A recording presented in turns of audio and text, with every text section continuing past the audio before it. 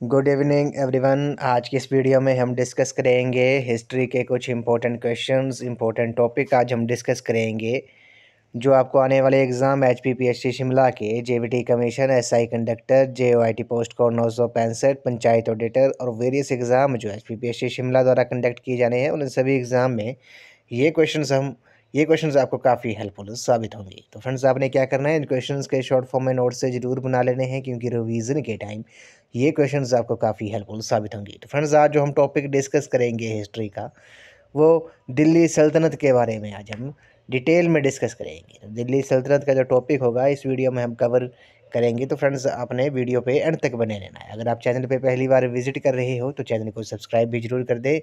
अगर आप HP TET की तैयारी कर रहे हो तो इसके लिए मैंने एक अलग से प्लेलिस्ट बनाई है जिसका जो लिंक है मैंने डिस्क्रिप्शन बॉक्स में दे दिया है, आप वहाँ पर जाकर वीडियोज़ देख सकते हो।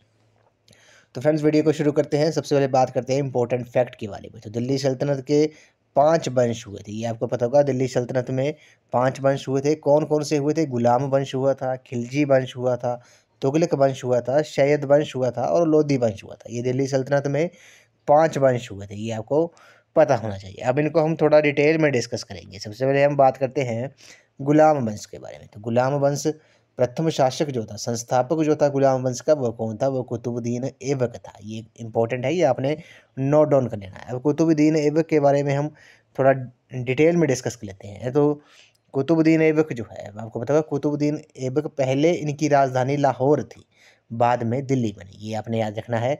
इसने कुतुब मीनार का निर्माण कार्य प्रारंभ करवाया था, ये आपने याद रखना है। जो कुतुब मीनार है उसका जो निर्माण कार्य था वो प्रारंभ किया था किसने? वो कुतुबुद्दीन ऐबक ने किया था। कुतुबुद्दीन ऐबक ने किया था। और कुतुब मीनार का जो नाम प्रसिद्ध सूफी संत ख्वाजा कुतुबुद्दीन बख्तियार काकी के नाम पर रखा गया। ये क्वेश्चन आपसे पूछ सकते हैं कि कुतुब मीनार का जो नाम था वो किसके नाम पर रखा गया था? वो प्रसिद्ध सूफी संत ख्वाजा कुतुबुद्दीन बख्तियार काकी के नाम पर रखा गया था।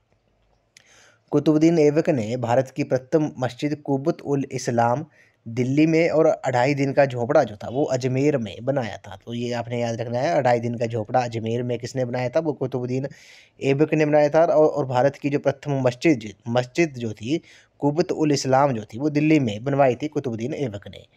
और कुतुबुद्दीन ऐबक की जो मृत्यु थी वो लाहौर में चौगान में पोलो खेलते हुए घोड़े से गिरकर हुई थी, ये आपने याद रखना है। और कुतुबुद्दीन ऐबक को लाख बख्श यानी कि लाखों का दान देने वाला भी कहा जाता था, ये आपने याद रखना है। उसके बाद बात करते हैं इल्तुतमिश के बारे में। इल्तुतमिश जो था वो गुलाम वंश का शासक था। इसने कुतुब मीनार को बनवाकर पूरा किया था। तो कुतुबुद्दीन ऐबक ने कुतुब मीनार का जो कार्य था वो शुरू किया था, निर्माण कार्य, लेकिन जो बनवाकर जो पूरी की थी कुतुब मीनार वो इल्तुतमिश ने की थी। इल्तुतमिश ने इक्ता व्यवस्था की शुरुआत भी की थी, ये भी आपने याद रखना है। इल्तुतमिश ने में टंका और तांबे के जित्तल का प्रचलन किया था। इल्तुतमिश बगदाद के खलीफा से मान्यता प्राप्त की उसने, और ऐसा करने वाला वे प्रथम मुस्लिम शासक बना था। तो बगदाद के खलीफा से मान्यता प्राप्त करने वाला पहला मुस्लिम शासक कौन था? वो इल्तुतमिश था, ये भी आपने याद रखना है। उसने 40 योग्य तुर्क सरदारों के एक दल चालीसा का गठन किया था, ये भी आपने याद रखना है। तो इल्तुतमिश ने क्या किया था? 40 योग्य तुर्क सरदारों के एक दल चालीसा का गठन किया था। इल्तुतमिश ने लाहौर की जगह दिल्ली को अपनी राजधानी बनाया, ये भी आपने याद रखना है। इल्तुतमिश के शासनकाल में मंगोल शासक चंगेज खां मंगवर्णी का पीछा करते हुए सिंधु नदी तक पहुंच गया था, ये भी आपने याद रखना है। उसके बाद बात करते हैं रजिया सुल्तान के बारे में। रजिया सुल्तान आपको पता होगा, रजिया सुल्तान दिल्ली की प्रथम और अंतिम महिला शासक थी। कौन थी? रजिया सुल्तान जो थी वो दिल्ली की प्रथम और वह अंतिम महिला मुस्लिम महिला शासक थी। रजिया ने अबिसीनिया निवासी एक गुलाम मलिक जलालुद्दीन याकूत को अमीर ए आखुर अर्थात अश्वशाला प्रधान के पद पर नियुक्त किया था, ये आपने याद रखना है। इल्तुतमिश के एक पुत्र बहराम शाह ने अल्तुनिया व रजिया को हराकर उसका वध कर दिया, ये भी आपने याद रखना है। और रजिया के बाद बहराम शाह, अलाउद्दीन मशहूद शाह और नसीरुद्दीन महमूद ने शासन किया था। नसीरुद्दीन महमूद एक अयोग्य शासक थे और बलबन ने प्रधानमंत्री के रूप में शासन पर नियंत्रण रखा, ये भी आपने याद रखना है। तो रजिया सुल्तान जो थी वो दिल्ली की प्रथम और अंतिम महिला मुस्लिम शासक थी। उसके बाद बात करते हैं बलबन के बारे में। तो बलबन ने अपने विरोधियों की समाप्ति के लिए लौह एवं रक्त की नीति का अनुपालन किया। लौह एवं रक्त की नीति यानी कि खून का बदला खून की नीति का अनुपालन किया था। बलबन ने गद्दी पर बैठते ही चालीसा को नष्ट कर दिया, ये भी आपने याद रखना है। और बलबन ने राज्य में दैवीय राजत्व का सिद्धांत जो था वो प्रतिपादित किया था। इसके अनुसार बलबन ने अपने आप को नियाबत ए खुदाई अर्थात ईश्वर का प्रतिनिधि तथा जिले ए इलाई अर्थात ईश्वर की छाया बताया था बलबन ने खुद को। उसके बाद इंपॉर्टेंट पॉइंट है, ये क्वेश्चन कई बार पूछा गया है। बलबन ने पारसी नववर्ष की शुरुआत पर मनाए जाने वाले उत्सव नौरोज की भारत में शुरुआत की थी। ये क्वेश्चन कई बार पूछा गया कि नौरोज की जो शुरुआत थी वो किसने की थी, तो नौरोज की शुरुआत बलबन ने की थी। नौरोज है क्या? ये पारसी नववर्ष की शुरुआत पर मनाए जाने वाला एक उत्सव है, इसकी शुरुआत भारत में की थी बलबन ने। सुल्तान की प्रतिष्ठा बढ़ाने के लिए बलबन ने दरबार में सिजदा यानी कि घुटनों के बल बैठकर सुल्तान के सामने सिर झुकाना तथा पाबोस पेट के बल लेटकर सुल्तान के पैरों को चूमना प्रथाएं जो थी वो शुरू की थी बलबन ने। बलबन ने वित्त विभाग दीवान ए विजारत को सैन्य विभाग से अलग कर नए सैन्य विभाग दीवान ए आरिज की स्थापना की थी, ये भी आपने याद रखना है। बलबन के दरबार में फारसी के प्रसिद्ध कवि अमीर खुसरो और अमीर हसन जो थे वो रहते थे, ये भी आपने याद रखना है। उसके बाद गुलाम वंश का जो अंतिम शासक था वो शम्मुद्दीन कैमर्स था। कौन था? शम्मुद्दीन कैमूर्स जो था वो ये गुलाम वंश का अंतिम शासक था, ये आपने नोट डाउन कर लेना है। क्वेश्चन ये पूछ लिया जाता है कि गुलाम वंश का अंतिम शासक कौन था, वो शम्मुद्दीन कैमूर्स था। अब बात करते हैं हम खिलजी वंश के बारे में। खिलजी वंश का जो कार्यकाल था वो 1290 से लेकर 1320 तक था। सबसे पहले बात करते हैं जलालुद्दीन फिरोज खिलजी जो था। गुलाम वंश के शासन को समाप्त कर 13 जून 1290 को जलालुद्दीन फिरोज शाह खिलजी ने खिलजी वंश की स्थापना की थी, ये आपने याद रखना है। इसने किलो खरी को अपना राजधानी बनाया था। तो खिलजी वंश की जो स्थापना थी वो जलालुद्दीन फिरोज खिलजी ने की थी। ये दिल्ली सल्तनत का प्रथम शासक था जिसका हिंदू जनता के प्रति उदार दृष्टिकोण था।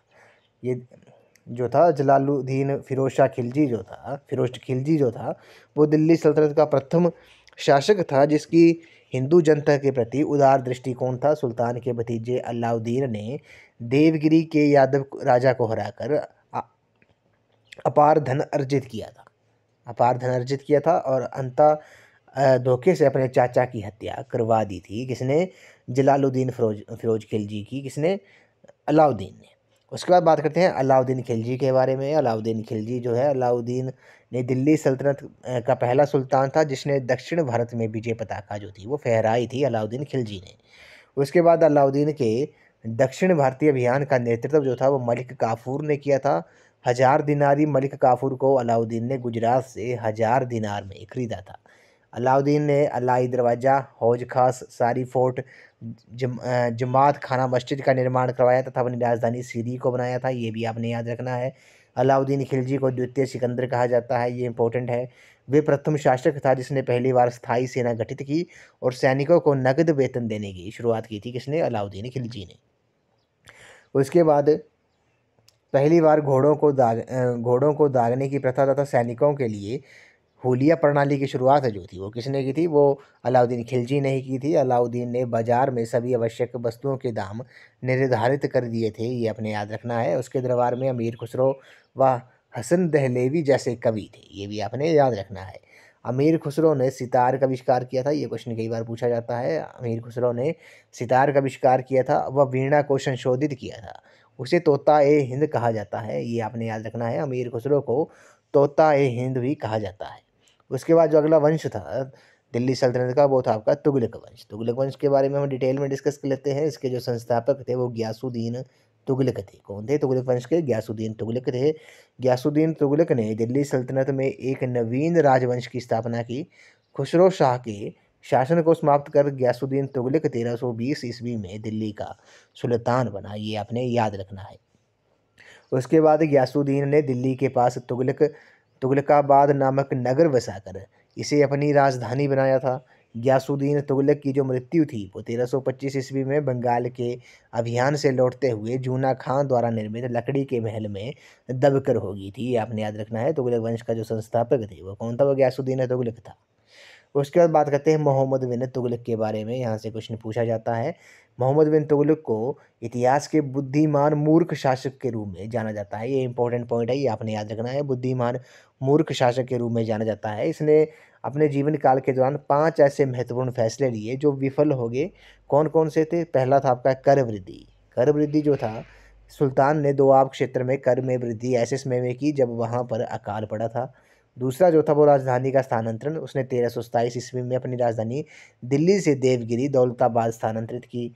तीसरी थी सांकेतिक मुद्रा। मोहम्मद बिन तुगलक ने चांदी के सिक्कों के स्थान पर तांबे की सांकेतिक मुद्रा चलाई थी। चौथा था खुरासन अभियान। खुरासन अभियान जो था, इसके तहत सुल्तान ने मध्य एशिया में स्थित अपने खुरासन राज्य पर कब्जा करने की सोची। इसके लिए अतिरिक्त सेना का गठन भी किया था और 1 साल का वेतन जो था वो पेशगी दे दिया। परंतु खुरासन में व्यवस्था कायम हो जाने के कारण सुल्तान की ये योजना भी जो थी वो विफल हो गई थी। और लास्ट जो था वो था आपका कराचिल अभियान जो था। कराचिल अभियान कुमाऊं पहाड़ियों में स्थित कराचिल का विद्रोह दबाने और उसे विजित करने के उद्देश्य से सुल्तान ने अपनी सेना भेजी। वहाँ सुल्तान को जन व धन की भारी हानि उठानी पड़ी थी, ये भी आपने याद रखना है। उसके बाद उसने कृषि के विकास के लिए दीवान ए कोही नामक विभाग की स्थापना की थी, ये भी आपने याद रखना है। उसके अंतिम दिनों में विजयनगर, बहमनी, मदुरै आदि स्वतंत्र राज्यों की स्थापना हो गई थी। 1334 में मोरक्को का प्रसिद्ध यात्री इब्न बतूता भारत आया था। कब आया था? 1334। तो ये क्वेश्चन जो है कई बार पूछा गया है कि इब्न बतूता किस देश का यात्री था, ये भी आपने याद रखना है। वो मोरक्को का था, ये आपने याद रखना है। उसके बाद तुगलक वंश का जो अगला शासक था वो था आपका फिरोज शाह तुगलक। फिरोज शाह ने हिसार, फिरोजाबाद, फतेहाबाद, फिरोज शाह कोटला, जौनपुर आदि नगरों की स्थापना की।